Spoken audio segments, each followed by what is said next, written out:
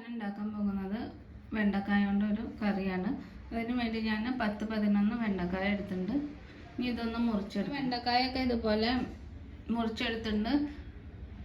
ഇനി ഇതൊന്ന് വഴറ്റണം. പാൻ ചൂടാക്കാൻ വെച്ചിട്ടുണ്ട്, അത് ചൂടായിട്ടുണ്ട്. ഇനി അതിലേക്ക് കുറച്ച് വെളിച്ചെണ്ണ ഒഴിച്ചു കൊടുക്കാം. വെണ്ടക്കായ ഒന്ന് വഴറ്റണം, അതിന് വേണ്ടിയിട്ടാണ്. വെണ്ടക്കായ ഇട്ട് കൊടുക്കാം. എന്നിട്ട് കുറച്ച് കറിവേപ്പില ഇട്ട് കൊടുക്കാം. കുറച്ച് ഉപ്പിട്ട് കൊടുക്കാം.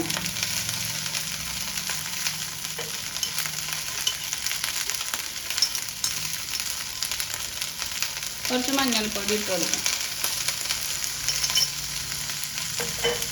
ഇതൊന്ന് നന്നായിട്ടൊന്ന് മിക്സ് ചെയ്യാം.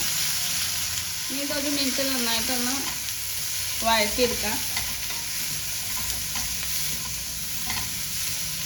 ഒന്ന് വഴറ്റിയെടുത്തിട്ടുണ്ട്. ഇനി ഇതൊരു പാത്രത്തിലേക്ക് മാറ്റി വയ്ക്കാം. ഇതിലേക്ക് ഞാൻ ഒരു ചെറിയൊരു തക്കാളി എടുത്തിട്ടുണ്ട്. പിന്നെ ഒരു ചെറിയൊരു നെല്ലിക്ക സൈസ് പുളി, ഒരു കപ്പ് തേങ്ങ ചിരകിയത് കൊടുത്തിട്ടുണ്ട്. ഇനി ഒരു അരപ്പ് തയ്യാറാക്കണം. അതിന് വേണ്ടിയിട്ട് ഒരു കപ്പ് തേങ്ങ എടുത്തിട്ടുണ്ട്, അത് മിക്സിയുടെ ജാറിലേക്ക് ഇട്ട് കൊടുക്കാം. പിന്നെ ഒരു നുള്ളു ജീരകം എടുത്തിട്ടുണ്ട്, അത് ഇട്ട് കൊടുക്കാം. പിന്നെ 3 ചെറിയ ഉള്ളിയാണ്, അത് ഇട്ട് കൊടുക്കാം. പിന്നെ ഒരു 1/4 ടീസ്പൂൺ മഞ്ഞൾപ്പൊടി ഇട്ട് കൊടുക്കാം.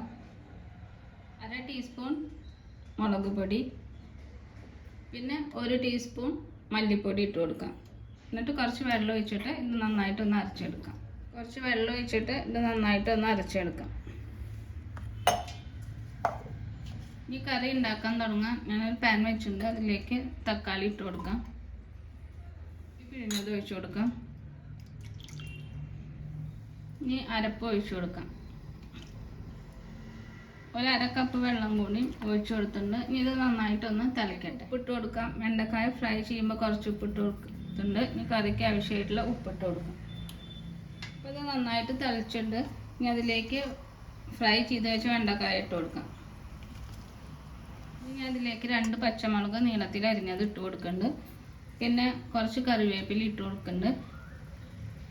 ഇനി ഇത് നന്നായിട്ടൊന്ന് മിക്സ് ചെയ്തിട്ട് ഒന്ന് ഗ്രേവി ഒന്ന് തിക്കാവട്ടെ. ഓരോരുത്തരുടെ ഇതിനനുസരിച്ചിട്ട് ഗ്രേവി തയ്യാറാക്കി എടുക്കാം. ഇപ്പോൾ വെണ്ടയ്ക്കയുടെ ഉള്ളിലേക്ക് ഉപ്പും പുളിയൊക്കെ നന്നായി പിടിച്ചിട്ടുണ്ട്. ഗ്രേവിയൊക്കെ ഒന്ന് തിക്കായി വന്നിട്ടുണ്ട്.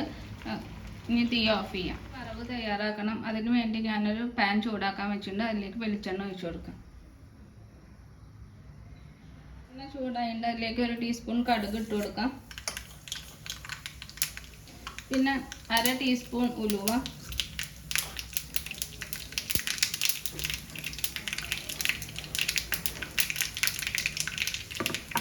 അപ്പോൾ കടുകും ഉലുവയൊക്കെ ഒന്ന് മൂത്ത് വന്നിട്ടുണ്ട്. അതിലേക്ക് ചെറിയ ഉള്ളി ഇട്ട് കൊടുക്കാം.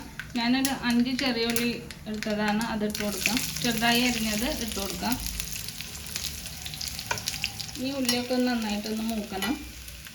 ഇതിലേക്ക് ഞാൻ ഒരു വറ്റൽമുളക് ഇട്ട് കൊടുത്തിട്ടുണ്ട്. പിന്നെ കുറച്ച് കറിവേപ്പിലയും. ഇതെല്ലാം ഒന്ന് നന്നായിട്ടൊന്ന് മൂത്ത് വരട്ടെ. ഇതൊക്കെ നന്നായി മൂത്തുണ്ട്. ഇനി ഇത് കറിയുടെ മുകളിലേക്ക് ഒഴിച്ചു കൊടുക്കാം.